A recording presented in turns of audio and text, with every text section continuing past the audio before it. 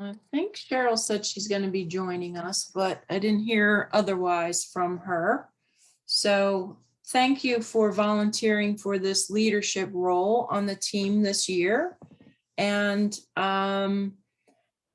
it looks, oh, there's 2 people waiting. Looks like we've got a great group with lots of experience. Charlotte, we will be sure to, Charlotte L will be sure to fill you in.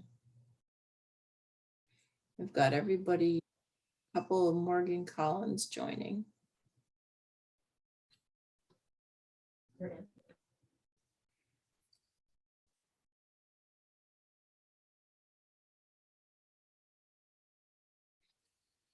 So I guess the objectives, hey, Sydney. Hey, Morgan. Hi, how are you doing? Good. Welcome, everyone. This is quite exciting. And I'm so grateful for the opportunity to work with you. And I don't know if you heard this statistic before, but like 96% of females C-suite professionals are former high school or college athletes. Did you know that? Makes sense though, doesn't it? So met with the group of boys yesterday and we talked about leadership, and I asked them, they're the juniors, maybe some of you had the chance to watch their videos. I asked them, I said, why do you think I like working with student athletes as leaders in philanthropy? And they said, well, because everything carries over, the things that we learn as athletes, being fearless, willing to fail publicly, you know, having empathy for the people that you're with and working toward a common goal. So with all that in mind, I think that we are setting the stage to build a group of very, oh, that's Cheryl. Hold on 1 minute. Let me see if she's having trouble getting in. Hey, Cheryl.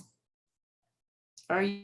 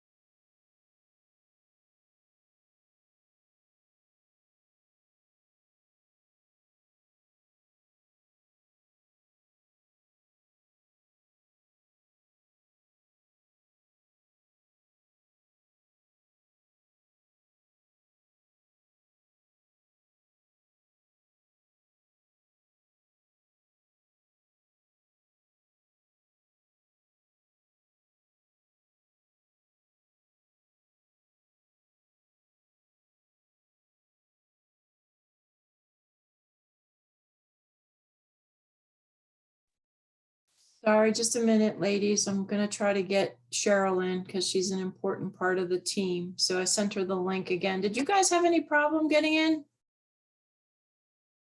No. Okay. It might be the Brandeis email if it's like an attendee or something, but also I have to go, but thank you so much. I'll watch the recording. All you guys got this. I texted Sid which organization I thought was best. Okay. Bye. All right. Thanks. All right. Did you get my thingamabobber? Yep. You're in now. Okay. There we go.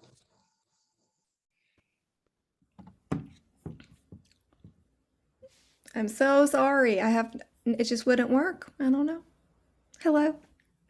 That's okay. All right. So we were just talking about how great student athletes are because all of the skills that they learn on the field and the courts, it translates very well to leadership. And I mentioned that the 96% of the C-suite women are former high school or college athletes. So it's just such an incredibly high percentage that by us coming together and being leaders in the philanthropic space. So obviously, based on the call that we had, your team is packed with experience and packed with social conscience. So you are like already an elite team. Some of the groups that we work with do not have that level of experience. So our goals today, and Cheryl, you can stop me if if I go off topic here, but I think Sydney, maybe you had probably one of the strongest leadership roles last year, and we want to repeat what we did. It's advocate for a cause, which we've already done, and then whittle it down even further. What organizations do we collectively agree are most deserving of our support financially? And prior to us casting that vote, the team engaged in a fundraising activity. So we're hitting all parts of what happens in philanthropy, the fundraising, the grant making, and then the piece with the making it more inclusive and diverse is we're going to bring the Boys and Girls Club into the mix as well. We're going to actively volunteer, right? So we'll use our hearts and hands that day and share our personal skills with them, but also allow them to be part of the voting process and educate them on what we're learning about in philanthropy. So what are the two main tasks? One, running the voting process and the fundraising process and the grant making. So that one piece. And then the other piece is how do we create a day in the life of these young people that are pretty vulnerable? How do we create a day that's one that they'll go home and tell their family and their friends and their teachers, I had the best day ever and I met my new best friend. So those are the two goals. And then I'm going to turn it over to you to try to figure out what you already have in mind. Obviously, you're very capable. So whoever, and again, it's up to you how you want to organize. I'd love to hear what you're thinking about how we can get those two pieces done.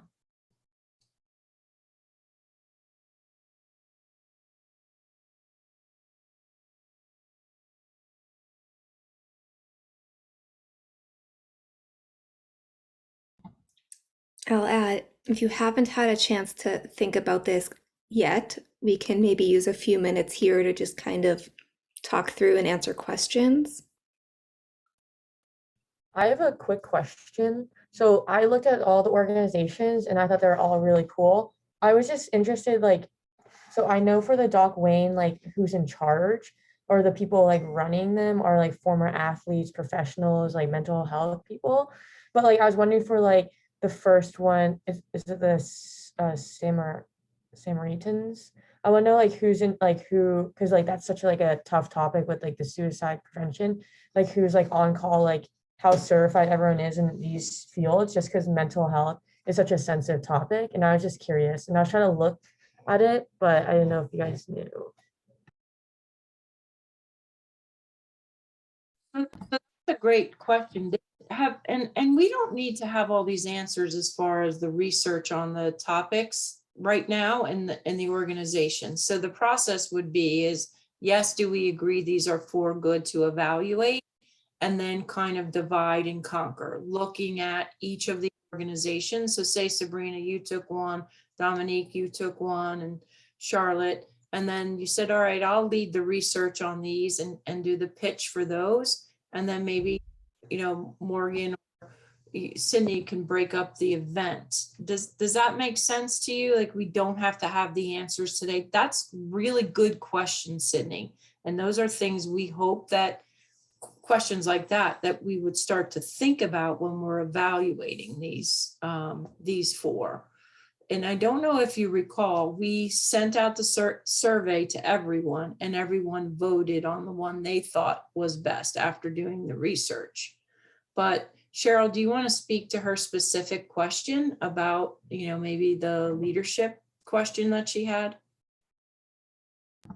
Yeah, so I didn't necessarily look into exactly who was kind of staffed at each organization. What I did, so Mary, did we share the one pagers yet or no? Mary, you're muted. Sorry, do you want to email it to everyone or can you drop it in? I can drop it in the chat. Copy.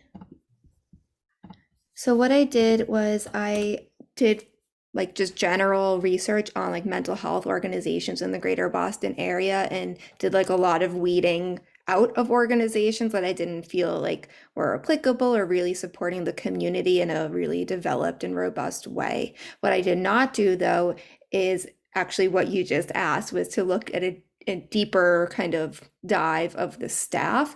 I think one of the questions that's included on the one pagers, because if you kind of go down to the bottom of the first page, top of second page, it says, like general assessment questions to consider. Take a look at the staff and board composition. Consider how the board and staff's personal and professional backgrounds, if noted, align with the organization's mission and values. So that was a question that we kind of felt was something that's very, very important, but that we didn't answer necessarily in the one pagers. So that is not a direct answer to your question. I know that, but it is something that I can absolutely do additional research on and like circle back to you. No problem. I just Thank looked you. up like a random staff member from there. So Casey Maitland, who is the chief clinical officer at Samaritans, and she's a licensed social worker for whatever. That's just like a random poll that I did.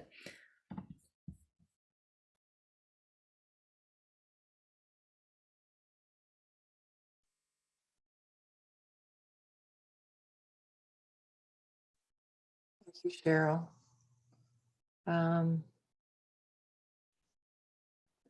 So what I said is, number one, we'll send a survey that has those 4 organizations listed. And then everyone on the team will vote. And then the boys and girls, middle schoolers will also get the same chance to vote. However, we're just going to kind of scale it down. If you think of it as sports, obviously you guys are able to do the research and go deeper into these questions. But for the middle schoolers, we're going to ask that you choose who would advocate for each of the 4 organizations, right, Cheryl? And then we'll just show the middle schoolers the video and they will vote based on what you decide to share with them. And their program director will be there to help them. But we were wondering if any of you would be interested in kind of going over to the Boys and Girls Club during the voting process and getting to know them a little bit and guiding them through the process. Would that be something you'd be willing to do?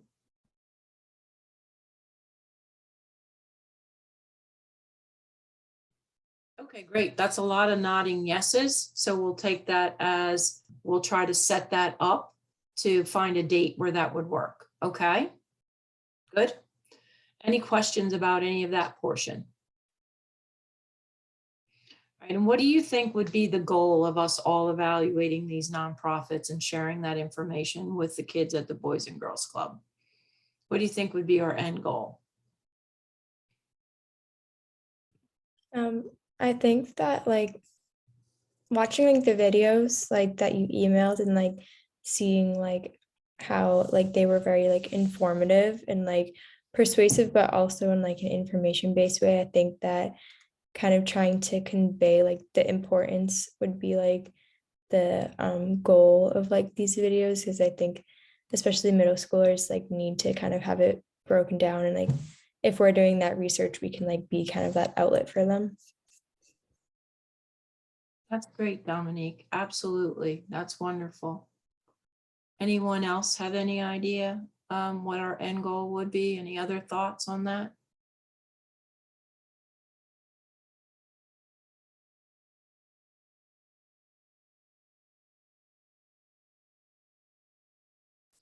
Well, for me, they may see things differently than we do, right?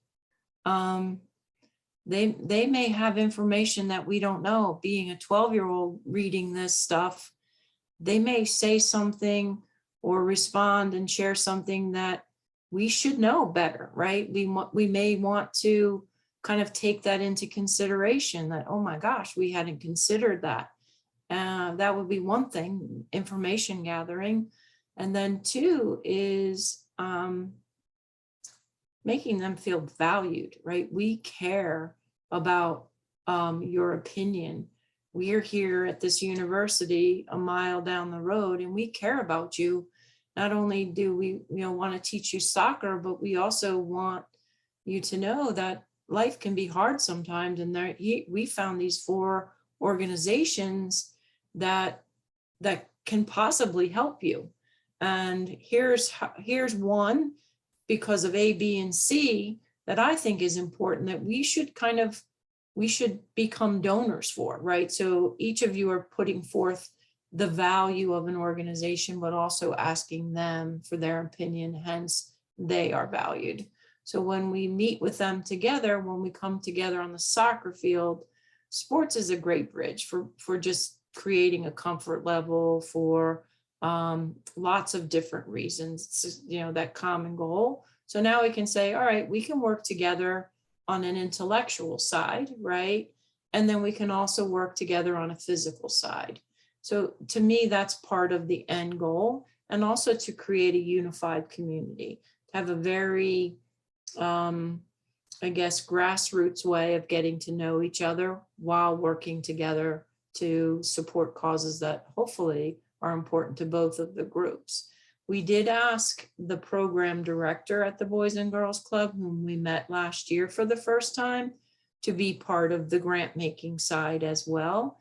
So hopefully she'll have some good insight. But does that make sense to everyone?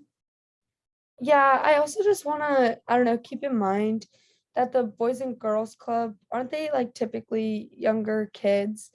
Like, I just want to make sure that, like, yes, while it's important to really expose them to some of these issues that we are, going to be presenting and like voting for, I think it's important to keep in mind like their age and, what they are or have been exposed to previously.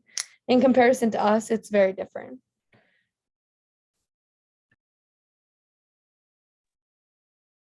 I think, Morgan, that's a very empathetic comment, right? So understanding their perspective and their age group. So what about the age group would you say we should consider when creating those videos?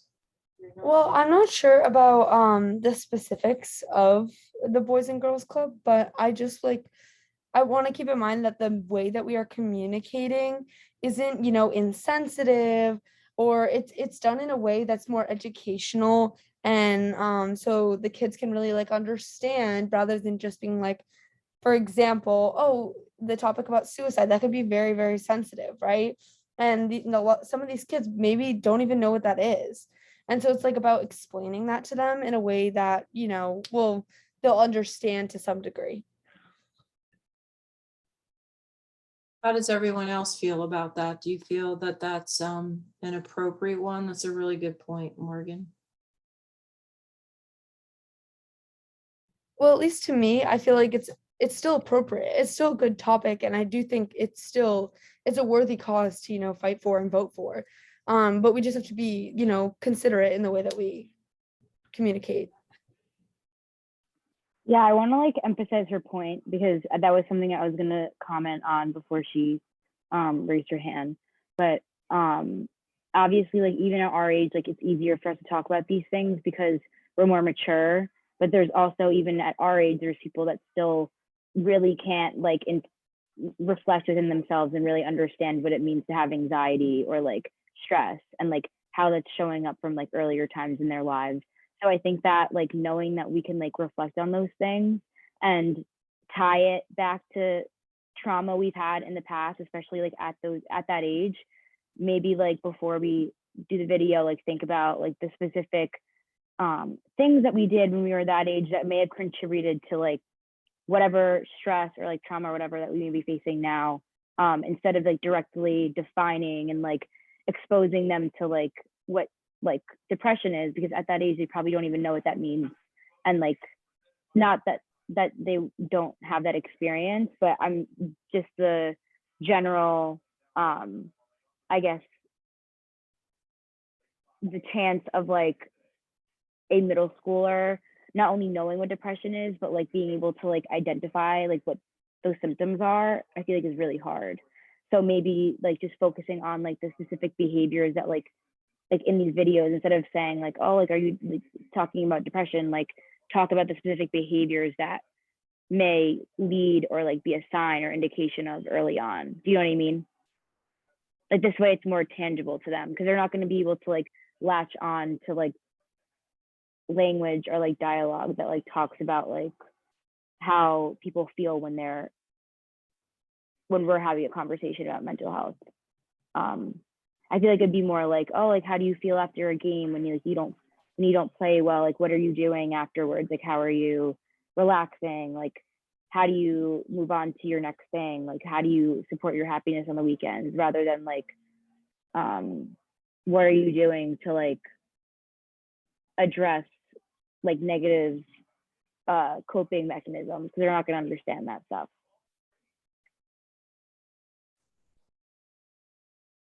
Yeah, very insightful. I mean, definitely very insightful.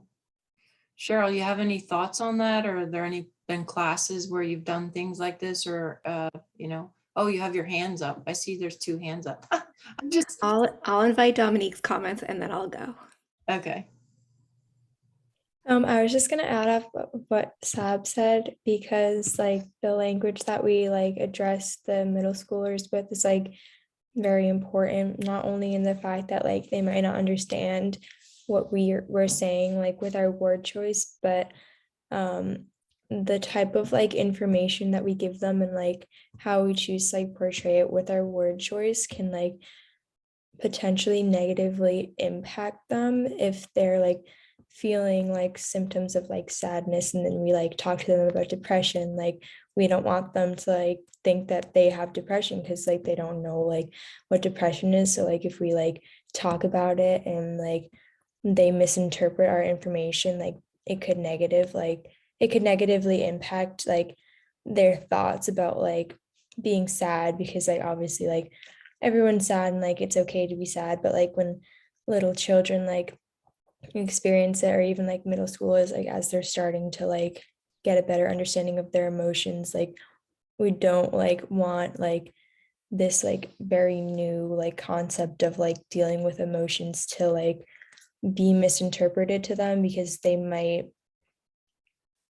be like influenced by like what we say, since it is so new, and like all the information that they're like still continuing to gather about like how to deal with like their emotions like is like very important at this stage, because like they're learning everything like right now. Can I offer a slight, maybe like reframe? And that's, so I think everything you're saying is incredibly valuable and important, and the communication strategy that we use when we speak with people younger than us in general is also very important to consider. I think for the purposes of this activity, of the give back, of the kind of general relationship building that we're looking to kind of do and achieve with the Boys and Girls Club, is, at least for the purposes of this activity, doesn't have to go into what is depression, what is suicide prevention. The goal, I think, that from my perspective, is that we're presenting 4 organizations or 3 or kind of whatever you all end up deciding on, and what are the benefits and values to those organizations, so that they can make an informed decision about where they want the grant to go. And so your job is not to be a mental health counselor. We would not ask any of you to ever kind of take that on, and that wouldn't be fair to you or to the young people or kind of like anybody involved. But the goal is to be able to present information so they can make an informed voting decision. And I offer that because I don't want you all feeling like this sense of like fear or overwhelming like urgency about like, oh my God, like these are really intense topics, and like they are, and they are topics that young people are working on in school, and we've done middle school programs before, and I think they are very well informed on kind of everything related to mental health. So I wouldn't kind of discount that either. That's all I wanted to add. I think that it would be a really good idea then if like we're going to present it and we're going to be present, or I guess on Zoom, answering questions for them or trying to like talk through things with them, think of like helpful questions to ask them in their decision-making process. Like, what do you think are important in your values of like taking care of like your mental health, whatever that means, or like what does mental health mean to you, and like what do you think is important in like taking care of that outside of like school, and like how do like what are like the typical things you like to do to like in order to maintain your happiness and stuff like that. Yeah, I was gonna say like maybe we talk about it like Sab was saying, like almost in like a self-care perspective, like what can you do to like as more as like a preventative. I also think yes, they are young. I have a sister in middle school and like I give them credit. They do talk about it a lot within their friends. I think they're more informed than we were at their age, just because their teachers are bringing it up a lot more. And like at least where I'm from, I mean, I know that's not the same all over the country, and there's definitely places where it's not talked about as much, but my sister who's in middle school sometimes knows more than I do about these topics, just because like they've gone through the pandemic and like one of the worst parts of their lives where they're supposed to grow, and a lot of them have experienced depression and stuff like that. So I think we do need to be careful with how we communicate it to them, but I think we also could be cognizant that like many of them probably have gone through some of it during COVID, as I know like a lot of my sister and her friends went through some pretty serious like depression and stuff during the pandemic because like they were missing 5th, 6th, 7th, 8th grade kind of thing. So yeah, that was all I was gonna add.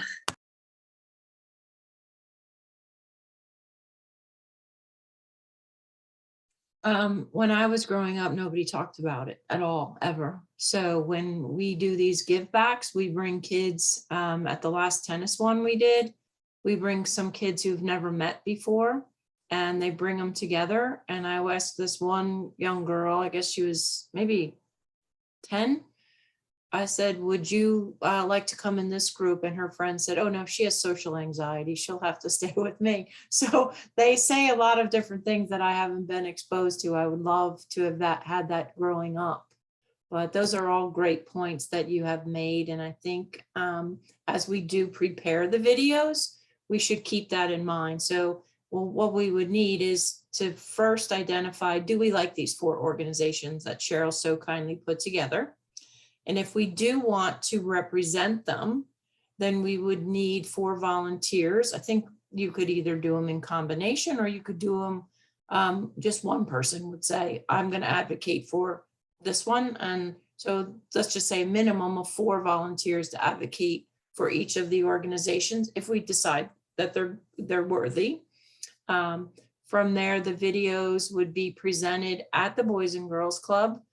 The program director there will facilitate that, and whichever players want to go over and represent the team, you would just sign in and be there for probably an hour and a half. So that would be our goal there.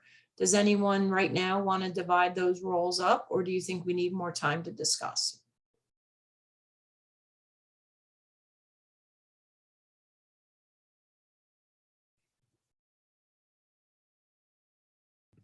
I know that I personally am pretty, oh, sorry, Dom.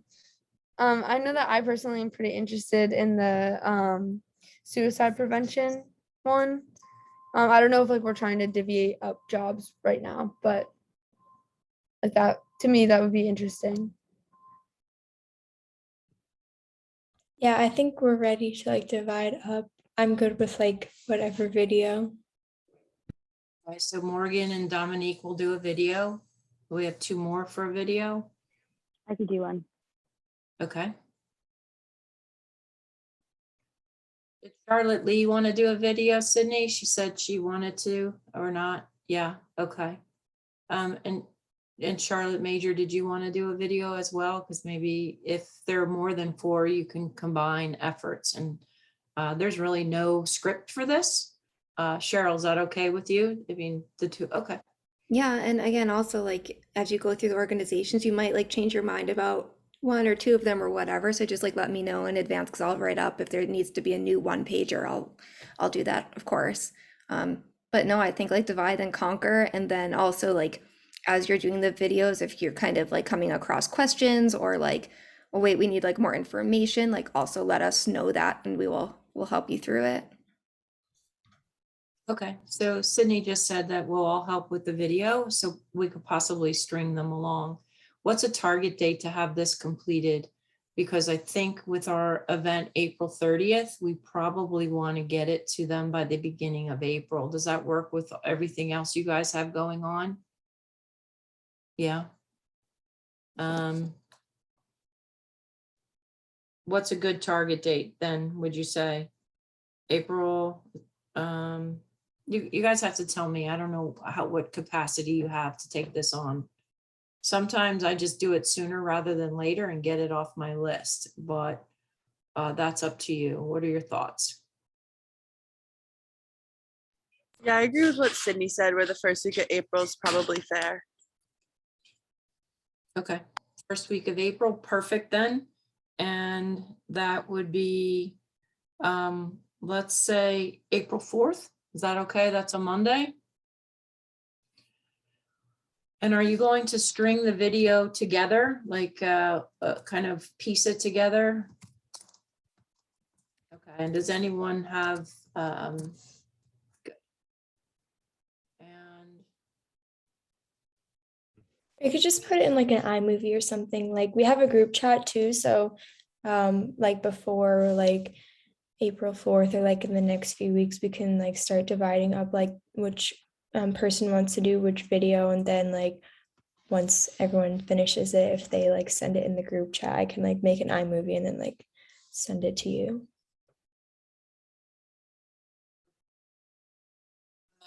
what's a good date to get it presented to the Boys and Girls Club if our give back is on the 30th? I know it's gonna be spring break, well, second break for you all, April. You're gonna have to correct me on the dates. We don't get it off as staff, like April 18th-ish through like the end of that week, is that right? Okay, so it might be, I mean, I think as long as the Boys and Girls Club has like the week leading up to the give back to review it, like for me, that should be very adequate. But like if you all want to do it before your break, like here for that too. And I think they also have break that same week. It's like pretty standard in Massachusetts. Okay, so that is it. If you come back the 25th, that's not a lot of time. Is it, Cheryl? I mean, we'd have to thread the needle then to get into the Boys and Girls Club. I also think a weekend is probably better for a lot of us because we're all STEM students and our weeks get pretty crazy. Go to the Just need Boys and Girls coordination Club. with Ashley. I mean, I Yeah. like for me, it's not like a threading the needle thing because I don't think it's gonna take like a ton of a day or time once the video's actually with the Boys and Girls Club and once they get to start reviewing. And we can ask Ashley how long the process took them last year. Like I don't know, but that might help inform the when. I was just meaning if the players were going to be at the Boys and Girls Club. Ashley asked if they could come be there while they watch the videos. So it would be how, what their day looks like and then what your day looks like. If they are busy during the week, the Boys and Girls Club is not open on the weekend, from what I understand.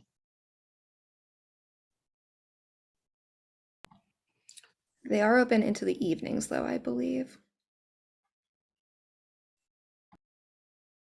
So would a 5 o'clock work for you guys on a weekday or morning? I think they leave at 6. I would work every day of the week except for Tuesdays for me, Okay. and At what time? like maybe Mondays too. What time would this be at? Would a 5 p.m. work or 4 or 5 p.m.?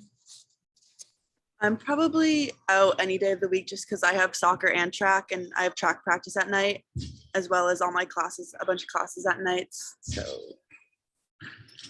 I'm like pretty busy from like 8 a.m. to 8 p.m. All right, well, if that's okay, Charlotte, obviously, that's why we have a team of people. So why don't we decide, I'll get some times from Ashley and then send them to you, and whoever can go over, that would be great. Does that sound like a plan? Okay.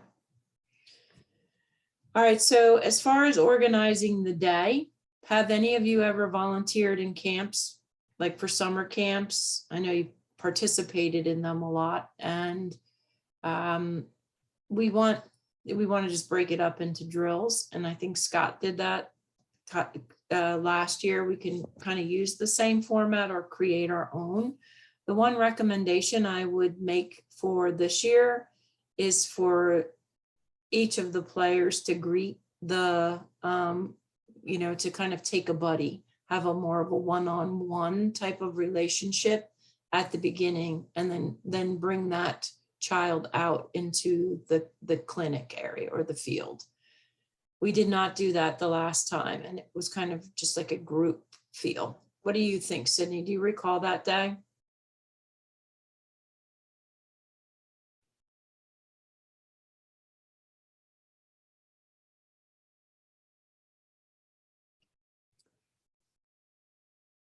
I don't know if it's hard to tell with the mask on if she's even talking and muted. So at any rate, that's my suggestion, but obviously it's your give back. So the event will start at noon. The kids will come over by car or bus, and then we'll do some soccer and then have lunch. That's the way that works. Any ideas about the event itself or planning of it, and who would want to be in charge of that? I also had, so because you all filled out the survey, like kind of volunteering for this role, and there was like, I think pretty much everybody else on your team also had volunteered to help with like the actual field coordination day of activities. So like if you want to connect with other members of your team on like, what drills do we want to do? Is there any sort of like specific introduction we want to have? I would definitely recommend that. I'm just curious, do you know how many like kids there will be there? That's an excellent question. Ashley guesstimated between 20 and 30, but we don't know. And it probably will change on the day of. Like last year, we had absolutely no idea who was going to show up. So there is some nimbleness that we need to have, kind of whether we like it or not. And the age range, I can't quite remember. I want to say it's something like 10 to 13 or 9 to 13 years old, something around that. And some kids might bring their siblings too, because like it's easier for them, because otherwise the parent has to be home, that sort of thing. You happen to look at the website of the pictures of the prior year on the So Good Now site? I can pull them up if you didn't see them, but I think that gives you an idea.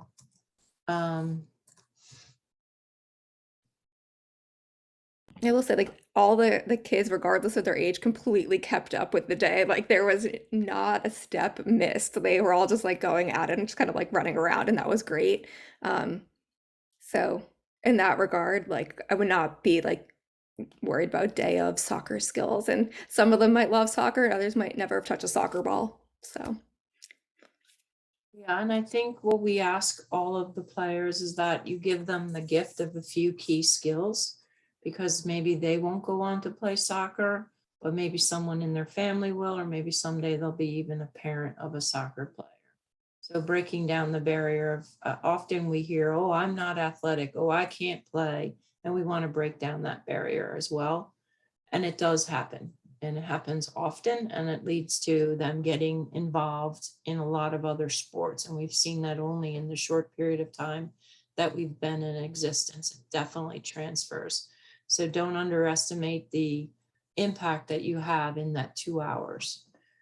And there are other organizations out there that are ready to pick them up and involve them. I know that the Waltham Boys and Girls Club has connections into local soccer programs as well. So that would be the Give Back Clinic. So the agenda basically is from today, get our videos done by the 1st in April. Me personally, I like it all done before spring break, but I'm not a student, so I'm going to rely on how that happens for you. The other part is Cheryl's offered to pay for lunch through the Silverman Center, so that's really nice. We were thinking about getting box lunches for everyone and asking if there are any allergies. So Cheryl, do you see the players and the participants getting the same box lunches? Everyone sharing the same one? I would ask in advance, like have people fill out a survey with any like food allergies, intolerances, like if there's any airborne allergies, like definitely all of that stuff, because I will not be the one to let somebody get sick and I do not know how to use an EpiPen. But yeah, so I would definitely survey that. And typically when I've done box lunches, there's like 3 different like sandwich mix combinations to choose from. I also need to confirm with Brandeis that we're allowed to use an outside caterer because I would like to. Oh yes, and thank you. Yeah, there's definitely going to be allergies, so I'm definitely I know it's coming, but I'll wait till everyone. Yeah, go for it. At least for the soccer team, I think on our spreadsheet, like we could get it pretty easily. Like people had to write if they had an allergy. So like I'm pretty sure Coach Mary could send that to you like today. Yeah, and then for the Boys and Girls Club, when they're going to complete a survey like with their t-shirt sizes and that sort of thing, and we'll also ask them about allergies. Awesome. Thank you, Cheryl, for that. In regard to the t-shirts, last year, your Brandeis soccer team very generously ordered and paid for the t-shirts for the team. But at some of our givebacks, we use the t-shirts as a sign of everyone being on the same team. And that's why we wanted to extend that to the Boys and Girls Club as well. So I don't recall who did the design last year. I'd have to go back to my notes, but it was beautiful. And I think it would be great if we could do that again, but also like Cheryl said, when we get the t-shirt sizes from the kids, they'll come with those shirts on. Is that all right with everyone? Yeah, okay, great. And Cheryl, you and I had talked about giving them a backpack, possibly. I could look into that if you want. And here is something I've noticed in our area. I don't know if it's the same in yours. In the more affluent the high schools, they all go out to breakfast or to the mall or to the stores wearing college sweatshirts or apparel. I don't know if there's any way we can find smaller Brandeis stuff and maybe give that to them in the backpack. This is kind of a wish list thing. I don't know if we're able to get it done this year, but if it's 20 shirts or something, I don't, just another thought. Is there any other item that we could give these kids, or maybe something for their parents that would make them feel more a part of the Brandeis community? Any ideas of stuff you've seen around on campus, etc.? Maybe a car magnet? I don't know. Okay. Just wanted to put it out We there. have like a gavel like icon. Like a gavel that says like Brandeis judges on it. That's what like a bunch of like we have a bunch of stickers that say that, and it's on all of our shirts. The stickers they supposedly love is what I've heard. So maybe we could get them. Yeah, I work for the promotions and like media, like I guess department head. He's also like the assistant AD. I don't really know what job title he has, but he has like a bunch of little goodies and stuff that we to give them, like a bunch of them. Like there's stickers, there's little stressed dye, like you can that are like really squishy, and there's sunglasses, and there's like gloves, there's some like hats and stuff like that. I can like look, I can talk to him and ask him what it would look like if we could get a bunch just for the Boys and Girls Club. That's amazing. That's awesome. Thank you, Sabrina. Great. I don't know what the dice are, but they sound kind of cool. I have no idea. Can't wait to see them. They're like stress balls, but they just look like dots. Okay, cool. All right, Cheryl, what else am I missing here? So when will we have the serve? Oh, that's very cool. I like it. Yes, that's very cool. Good. And also, am I not supposed to go ahead? Oh, I used to ask what we're missing, and I don't know. I guess the only the piece is anything around fundraising beyond, like, and I don't know if it's a discussion with Mary Shimko, but yeah.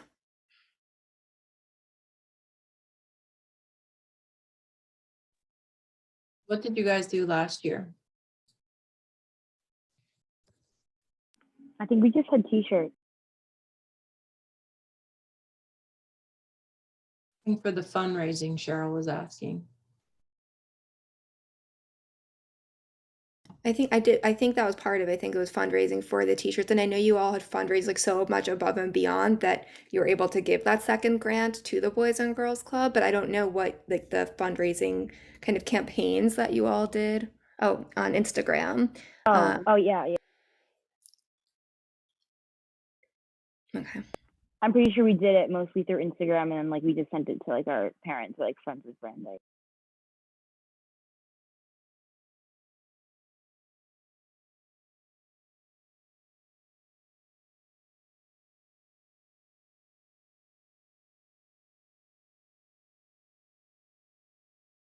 Okay, well, with that, I created that link to, we often ask different local, sometimes they're realtors, sometimes they're insurance people or families. If they want their name on the back of the t-shirt, that's a donation. I don't know if we have time or we're able to do that. Maybe your Instagram post works better. So, but that is available if we wanted to use it. Just wanted to put that out there.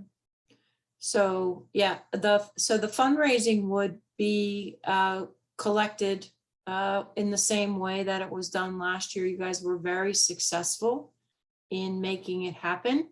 Hopefully that happens again.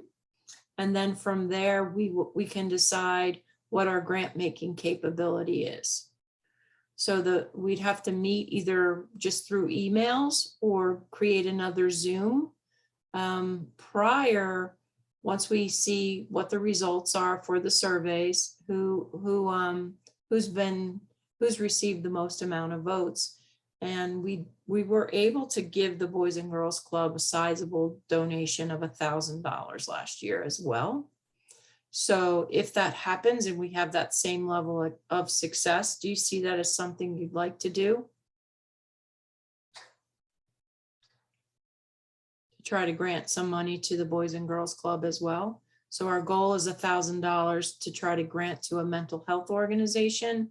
And then we did another $1,000 for the Boys and Girls Club. So that would be $2,000. And I think that would be great. But Mary, we also already have the donor advised fund, and I think part of the fund can, like, we have enough money to cover at least the mental health grant out of that, correct? Correct, we do. Okay. So that's a very good point. So you can, that's why you have it in the reserve. If there's a year where your fundraising doesn't, isn't able to do that, then we can draw down the donor advised fund. And that's the goal of over, 4 years, making sure that we can keep this going for 4 years. And I apologize. I should have given you, and maybe I can do it right now, an update on the balance of that fund. Cheryl, did I give that in the beginning? Don't look at the stock market today. Don't do it. Oh, yeah, we don't I haven't want looked to at our donor advised fund, but my dad just did my taxes and was very angry. So, but you did bring up a very good point. So this donor advised fund is supposed to give us some security in down years. We can always fundraise. However, we wanted to make sure that we could continue this tradition on and also learn about charitable giving vehicles. And, we had talked also about the possibility of donating things that are not cash. Most people think about fundraising specifically for cash, but there are other items that can be contributed through a donor advised. If I'm talking too much over your head, if it's something you guys don't want to hear about, I can pull back. But if it is something that you want to learn about, I can talk more. So there are things like 100 acres in Uganda that people can donate to a donor advised fund. But most frequently it's appreciated stock. And why do people do that? Because they have enough money to live on. And if they were to sell that stock, it would be a high tax bracket. So they say, I want to make a charitable contribution and I'd rather donate the stock that I got when I was 20 years old because it was worth 15 cents and now it's worth $1,500. And it's very cool. If you're interested in any of that, I just like to expose people who have an interest in it to the power of strategic giving. And that's one of the reasons. Oh, Charlotte had to leave to practice. Bye, Charlotte. So I can share, if anyone is interested in learning more about that, let me know. And I'd be happy to set up a separate meeting to it. I'm interested in that. You are, Sabrina? Okay, cool. I just pulled up the Fidelity stuff. So right now the account's at $3,029.57. So we've net positive $29.57 in the past year. So that's good. It's better than I thought it was going to be. Yeah, we didn't lose money, which is good. It's money. And there is risk, right? There is risk. But if someone came, so someone read the story about what you guys did last year, and they're like, holy cow, look at this group of women here who are so community minded. They're lifting the voices of the kids from the Boys and Girls Club. They're polling their players about current causes, and they're so organized in their giving. I'd like to give them $20,000 in stock. And next thing you know, our fund goes from $3,000 to $23,000. So people will say, well, what are you going to do with that money? And isn't that a great question to ask? I mean, isn't that a wonderful question for people to start asking? And that's where you're becoming community leaders, powerful community leaders. And I do foresee that happening here at some point. And you'll say, well, these are issues that are facing college students. These are issues that are facing middle schoolers in this thing. And this is other stuff that's going on in the community.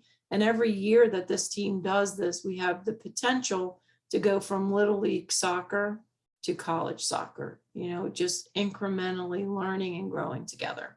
But I'm going to get off my soapbox there because I think it's enough. And for anyone who is interested in learning more about that, might happen this year, might not happen this year, but we'll see. But that's the potential of the power that you have to impact your community on a long-term basis.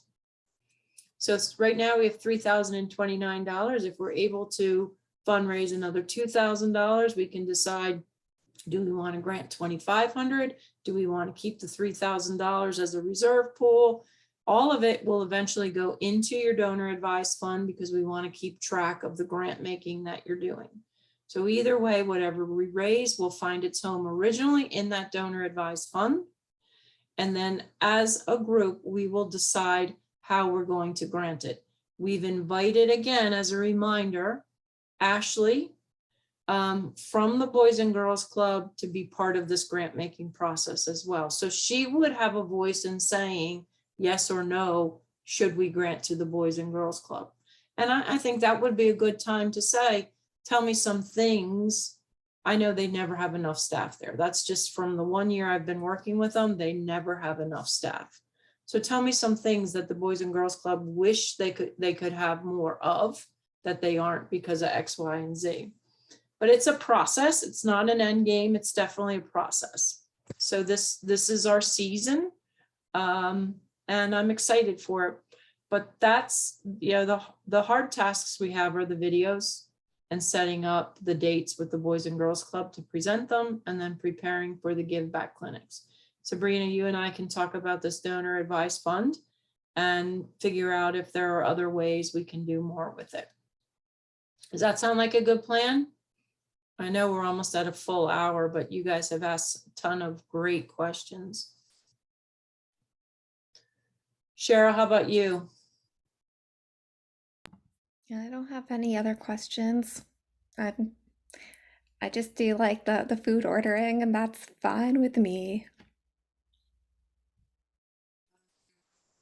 Yeah, there is one I forgot. So speeches at the GiveBack clinic. This is a platform for your team and you specifically as leaders to make a compelling speech about the power of community and the power of giving back. Is there anyone that wants to develop that skill in their life and feels passionately about it that would like to be like a keynote speaker as the event opens?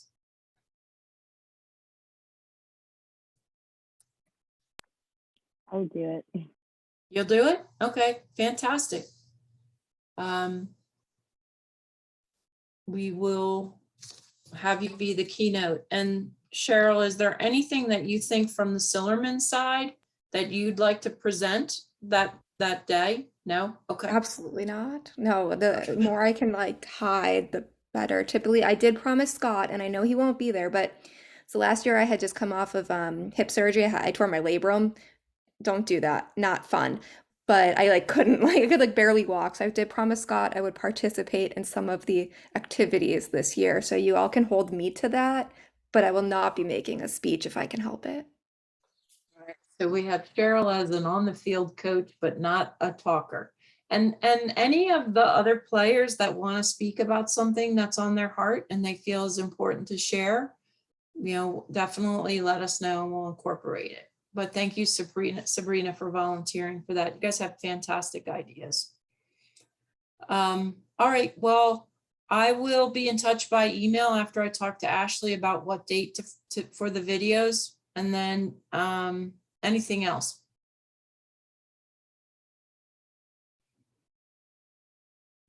All right, great job. Thank you for your time. Thank you so much. I'm very excited too. Very exciting. 3 exclamation points. All right, bye guys. Thank you. Have a good day. Thank Thanks, you. Cheryl. You're welcome.